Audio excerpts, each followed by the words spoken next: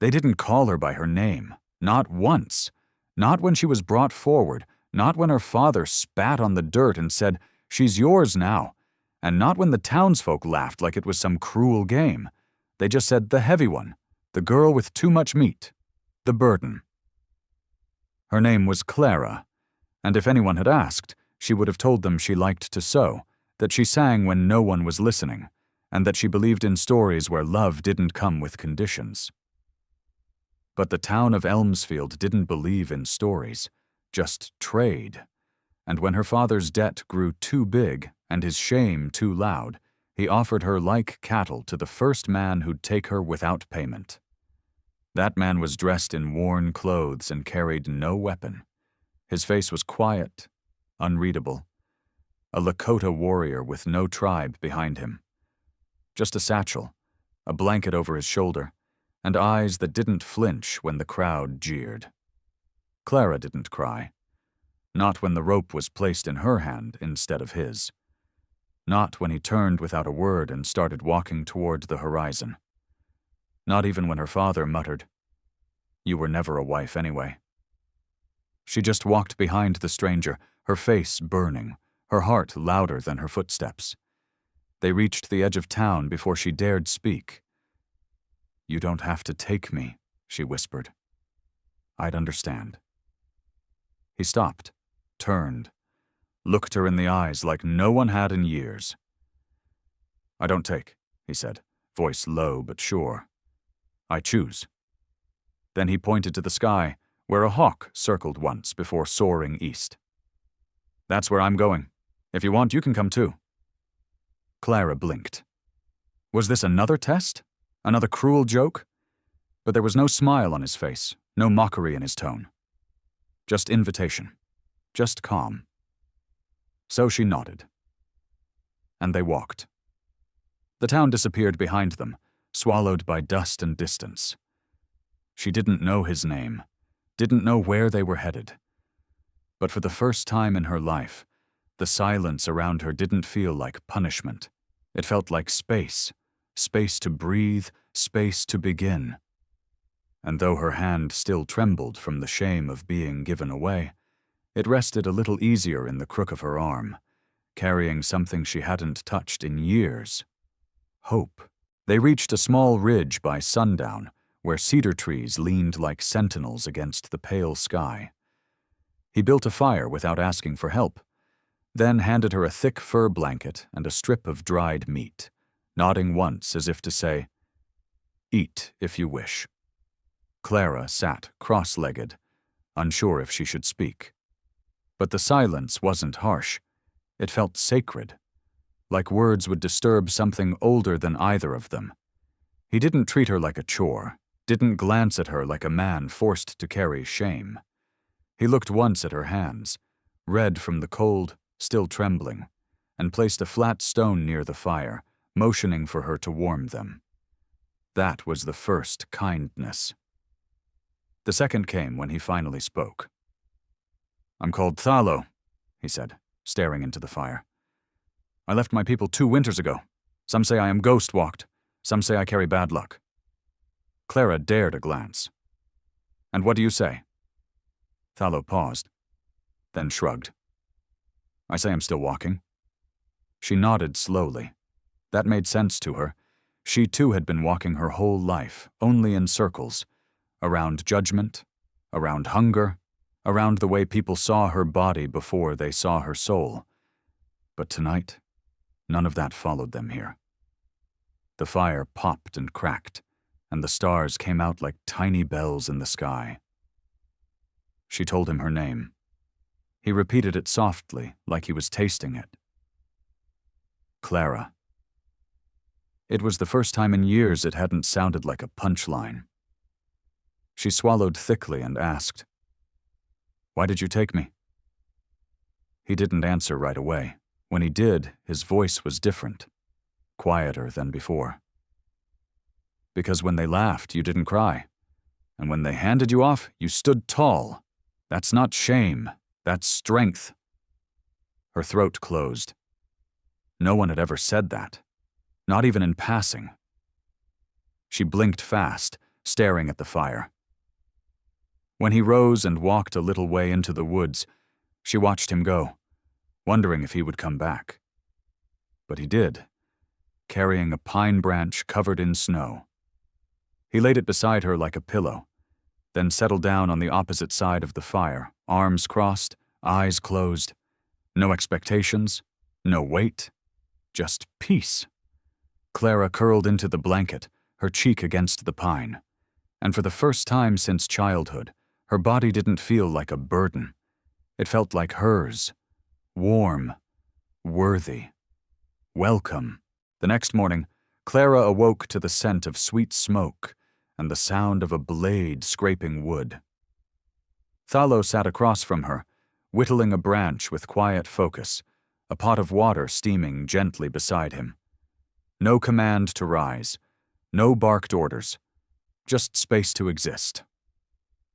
Her stomach growled loud enough for them both to hear, but he didn't flinch or grin.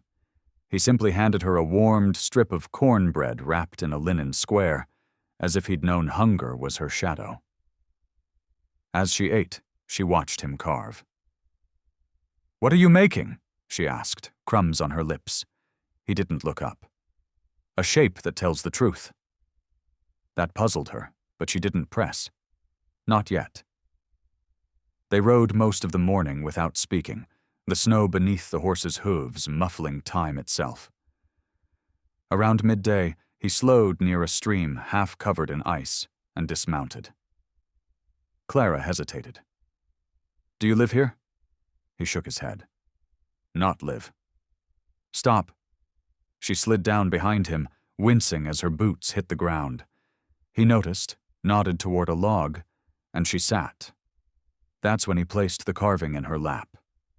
It was a figure of a woman, round, sturdy, arms folded over her chest like armor. Not thin, not weak. And her face, though rough, was hers. Clara stared.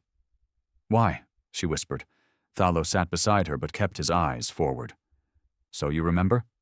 "Remember what?" "That they gave you away," he said slowly. "But the earth never did. Look around, Clara. Nothing in nature begs to be small. Not the hills, not the rivers, not the bears. You were made for space." Tears rose, hot and unwelcome. She blinked them back. No one had ever spoken of her with reverence, not even herself. She clutched the carving tight, afraid it might vanish. "You believe all that?" He finally turned to her, eyes solemn. "I believe in what stands tall when others kneel." Her breath hitched. She looked away. The wind shifted, bringing the scent of pine and something more. Burning. Thalo stood sharply, nose flaring. "Someone's close." He moved fast, kicking snow over the fire and motioning for her to stay low. Clara's heart pounded as she crouched, the carving still pressed to her chest. From the trees, faint voices carried. Male, laughing, unkind. Bandits, or worse. She looked at Thalo, who had already drawn a blade from beneath his coat. Not flashy, not cruel, just ready. She realized then. He hadn't just taken her to save her from shame. He had been watching the woods all along. And now he was ready to fight for a woman no one else had ever fought for. The voices grew louder, slurred and jeering, as two figures emerged from the trees, one dragging a sack of something wet, the other chewing jerky with a pistol loose in his belt. Clara froze, her breath stuck between ribs. Thalo stayed low, eyes fixed, motioning with two fingers. "Stay down." The men hadn't seen them yet. "Ain't no one out here but ghosts and fools," one chuckled, kicking the snow. "Bet that big one ran off with the mule again." Thalo moved like breath, silent, precise, coiled muscle in motion. He slipped behind a birch, blending into bark and shadow. Clara wanted to call out, to warn him, to beg him to stay hidden, but she trusted him more than her own panic.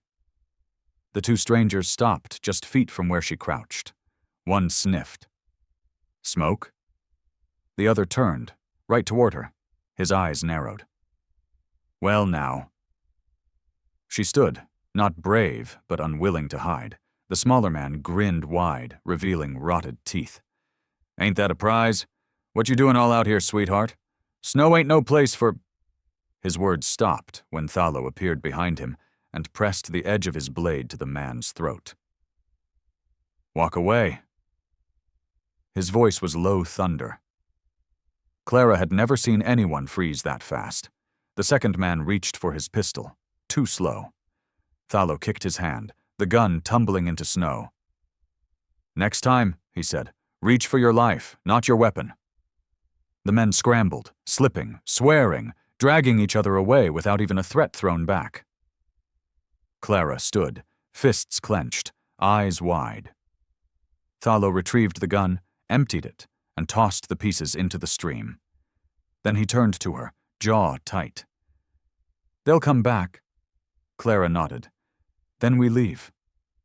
"Not just leave," he said. "We move like ghosts."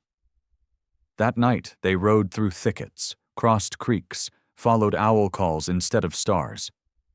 Thalo barely spoke, but his hand hovered near her stirrup every time she swayed with exhaustion. He kept her safe, not with speeches, but with presence. When they finally stopped beneath a rocky overhang near dawn, she collapsed beside the fire he built without flint. Clara didn't ask how. She just stared at him across the flame. "You knew they'd come." "The land always speaks before men do," he said, "and it said danger was close." She exhaled. "And why? Why did you stay? You could have run." Thalo looked at her, long and steady. "Because the world's already run from you once. I don't intend to do it again." And for the first time in years, Clara didn't feel like something someone had to survive. She felt like something worth returning to. By the second week of travel, Clara's thighs were raw from riding, her hands blistered from gripping leather reins, and her heart confused by the quiet way Thalo existed near her, never invading, never retreating. He taught her to read river bends and bird patterns, showed her where snow hides thin ice, and how elk trails lead to shelter. But he never asked her story. Not once. And somehow, that made her want to tell it. They were camped under pine needles, the wind whispering through branches like lullabies. She watched his hands as he carved a strip of bark into something small and curved. "Do you know," she said softly, "my father used to count my meals by what the animals didn't eat." Thalo looked up. "He had hogs. I was fatter than them. So when food was scarce, I got what they left." She wasn't sure why she'd said it. Maybe because the firelight made her face feel hidden. Thalo didn't interrupt. "When he got sick of looking at me, he traded me to a miner who couldn't have children, but I wasn't quiet enough for them either." She smiled, bitter. "Said my voice scared the baby goats, so he tied me to a cart and left me in the snow." Her voice cracked. "You found me after that." Thalo placed the carved object gently into her hands. It was a bird, rough but graceful. "The desert wren," he said. "Smallest bird in the valley, but its cry stops eagles mid-flight." Clara blinked. "You carved this for me?" "No." His voice was firm. "I carved it of you." She turned it over in her hands, seeing herself for the first time not as a burden, but a creature capable of being heard. "Why don't you talk more?" she asked. "Because most people fill silence with lies or noise," he said. "You fill it with truth." The wind shifted, and so did something inside her. "Will they come looking for me?" she asked. "Your father?" "The miner." "If they do," Thalo said, "we'll make sure they find your absence harder than your presence ever was." That night, Clara didn't lie on the ground with her arms wrapped around herself. She lay beside the fire with Thalo a breath away, the desert wren tucked against her chest. She whispered, "Thank you," but he was already asleep, knife still resting in his hand, like he was guarding something sacred. And maybe he was. The days that followed weren't measured in miles or hunger anymore, but in glances. Clara noticed how Thalo always walked a step behind her when the trail narrowed, not out of dominance, but protection. How he placed her food closer to the fire so it stayed warm, and how he let her speak without ever needing to reply. They came upon an abandoned cabin nestled in a grove where the snow didn't reach the windows. The walls were cracked, but the roof held. Clara looked to Thalo. "Can we stay?" He only nodded. Inside, she swept dust from the floor with her shawl. He fixed the chimney. By dusk, they'd made it a home. That night, Clara woke to a sound outside, something low, growling. She reached for the fire poker, but Thalo was already at the door, bow in hand. 2 mountain dogs were prowling near the woodpile, eyes lit red by firelight. Thalo stepped forward without hesitation. "Shoo!" he growled, not in English but Lakota, and the animals froze. Clara stood behind him, heart hammering. One of the dogs lunged, but Thalo didn't flinch. He stepped forward again and whistled. The sound was sharp and wild, like a coyote's cry. The dogs turned and ran. Clara stared at him. "What was that?" He didn't look back. "Something my mother taught me. Fear's loud, authority's quiet." She wanted to touch his back, to ask if she could keep learning from him. Instead, she whispered, "Thank you." He didn't answer, but the next morning, there was a thick fur pelt laid across her blanket. It hadn't been there before. She picked it up and found a tiny, woven strip inside with her name stitched in red thread. Clara. She ran out to the river where he was fishing. "You sewed this." He didn't turn. "The women in my family don't wait to be rescued. They sew, hunt, name things."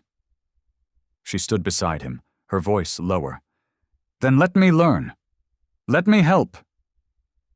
He handed her the rod. Their fingers touched. He didn't pull away. By sunset, she'd caught a fish the size of her hand, and he said nothing, but she saw the flicker of pride in his eyes. That evening, she sat beside him on the cabin's wooden step, not quite touching, but close enough. For the first time, she realized she wasn't waiting to be taken anywhere. She was already home. And the silence between them didn't need filling. It needed keeping. Like a promise. Like a beginning. Spring cracked open the snow with a slow rhythm, and Clara watched the forest change day by day. The stream near the cabin began to run louder. Sap dripped from the trees. Birds that hadn't dared to sing in winter now returned, and in that music, Clara learned to breathe without fear. Thalo carved wooden figures by the fire, animals mostly, but one night she saw him shaping something different. A woman. Rounder than most, with a braid down her back. Clara said nothing, but when he left for the creek the next morning, she tucked the carving into her apron pocket like a secret prayer. That afternoon, the wind shifted. Clara stepped outside to gather kindling and spotted 3 riders down the ridge. Men. White men. Ranch hats low, horses pacing slow. She didn't wait to be brave. She ran to Thalo. "They're coming," she said. He looked up from the snare he was setting and stood without a word. They didn't hide. Instead, Thalo stood tall in front of the cabin, while Clara stayed just behind him, her hand clutching a kitchen knife. The men approached, and the tallest one grinned. "Ain't this something?" he drawled. "Fat girl from Cardin's farm in a half-breed playing house." Thalo didn't move. Clara's heart pounded in her ears. "My pa gave me to someone else," she said, her voice shaking. "You don't get to take me back." The man laughed. "Sweetheart, you were never meant to last this long." He reached for his saddlebag. Thalo's bow was already drawn. The man froze. "You'd shoot a white man?" he hissed. "Not if you leave," Thalo said, voice calm. If you stay, I don't miss." Something in the way, he stood, rooted like an old tree, shoulders still, made the others falter. One of the younger men pulled back on his reins. "Ain't worth it," he muttered. "Let's go." The leader glared at Clara. "You're nothing but shame, girl." She stepped beside Thalo. "And you'll die angry that no one wanted you." They left in a huff of dust. When they were gone, Clara sank to her knees. "I thought they'd take me," she whispered. Thalo crouched beside her. "They can't take what's already free." She looked up at him, tears streaming. "Am I free?" He nodded. "As long as you stay by choice." And for the first time, she realized she didn't need protection anymore. She needed to be seen. And she was. Thalo led her higher into the hills the next day, saying nothing until they reached a ridge where the wind danced through tall grass. Below them stretched the wide basin where the buffalo once roamed, now quiet, sacred. "This," he said softly, "was my mother's place. She brought me here before her last winter. Said the wind up here tells the truth." Clara sat beside him on the sun-warmed stone, letting silence wrap around them. "What does the truth sound like to you?" she asked. He paused. "That you're more than what was done to you. That you're not someone's punishment or their secret." Her breath hitched because no one had ever said it so plainly. "They said I was shameful to look at," she whispered.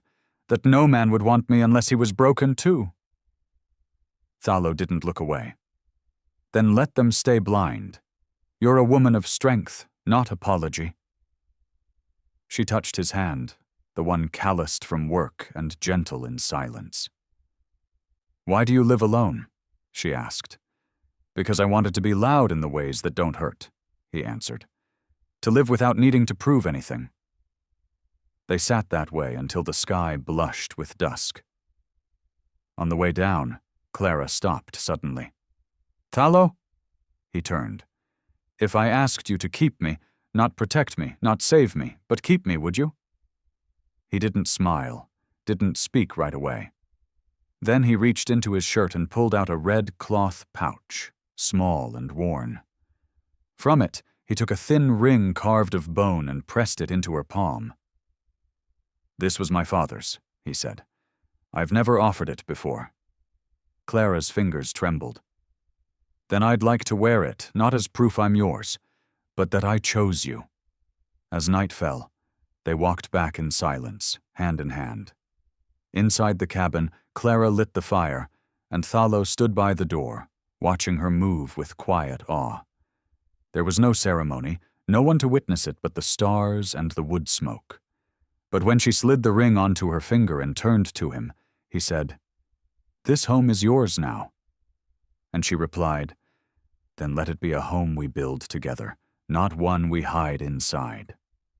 In that moment, she was no longer the girl discarded like a curse. She was a woman, seen by someone who knew the truth of her spirit and chose it.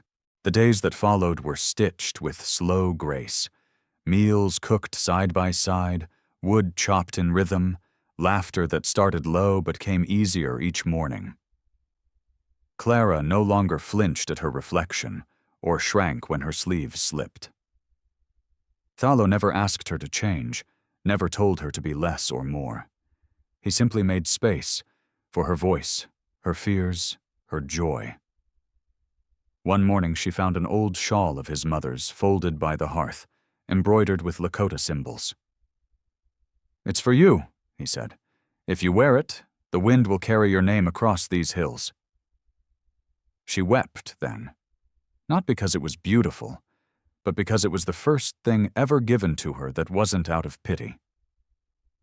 That evening they sat with a visiting elder from a neighboring band. He greeted Clara in Lakota, and Thalo translated, "He says he sees in you a woman of medicine, of returning light." Clara looked down. "I've only ever brought shame." But the elder touched her cheek and said, "No. You carry storms, and storms are how rivers are reborn. That night, she dreamed of her father's face, but it no longer held power. She saw herself walking through her old town, not to beg, but to stand tall. The next day, Thalo took her to a place deep in the forest where stone and moss made a quiet circle. "This is where we say what must be let go," he explained. She knelt and pressed her palms to the earth. "I let go of believing I was ugly," she whispered, "of thinking I had to earn love by suffering first." She placed her old shoes there, shoes her father gave her before sending her away. "I'll walk forward barefoot if I must," she said. Thalo came beside her, placing an eagle feather on the stones. "I let go of silence that kept me small," he said, and they left together, lighter. Back at the cabin, she looked at the fire and said, "I think I'm not afraid of being seen anymore." He nodded. "Good. Because you were never invisible to me." That night they danced under the open sky, not with music, but with movement born of belonging. No one watched, but the stars did. And Clara, who had once been given away like a curse, now moved as if her body was a gift. For Thalo, it always had been. For herself, it finally was.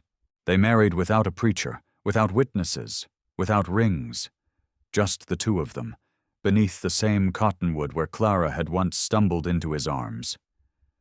Thalo traced a circle on the earth with his knife, then stepped inside and offered her his palm. "This is our ceremony," he said, "not by papers, but by promise." Clara placed her hand in his, her eyes clear, her back straight. "Then let this be the last day I feel unworthy." He smiled, not the shy half-smile of a man unsure, but the full and certain joy of one who had waited all his life for this moment. She wore a simple deerskin dress, hand-stitched by his cousin's wife, and her hair was braided in 2 long ropes that swung behind her shoulders like flags of a new nation. After their vows, they returned to the cabin where a pot of stew bubbled, and a newborn lamb, gifted by a neighbor, bleated from a woven basket. Clara knelt beside it, cradling the lamb as gently as she once wished someone had cradled her. "You'll have a name," she whispered, "because I finally do." They named the lamb Mako, meaning earth. Weeks turned into seasons. Clara began teaching other girls from the band how to cook, sew, and stand tall when they were spoken down to. She was still soft, still wide-hipped, still slow to rise some mornings, but no one in the valley mistook her for fragile. Thalo built her a bench beneath the tree where they met. On it, he carved, "She was never meant to be hidden." One day, a rider from Clara's old town arrived with a message. Her father had passed. He'd left nothing but a ledger, debts, and a note that read, "Forgive me if you can." Clara burned the note without reading it twice. "I don't need to carry that man's name," she told Thalo. "I carry yours now." But Thalo shook his head gently. "No," he said. "You carry your own." And from that day forward, she did. When children asked how their love began, she didn't tell them of shame or punishment or snow. She said, "He saw me before I knew how to see myself. And when I whispered who I was, he listened." No story ever started stronger than that. And no woman, once discarded like a burden, ever stood taller than Clara did, loved not in spite of who she was, but precisely because of it. Please like, share, and subscribe to support more true-hearted stories on Stories Left Behind. If you had seen her there, would you have stepped in too? Tell us in the comments.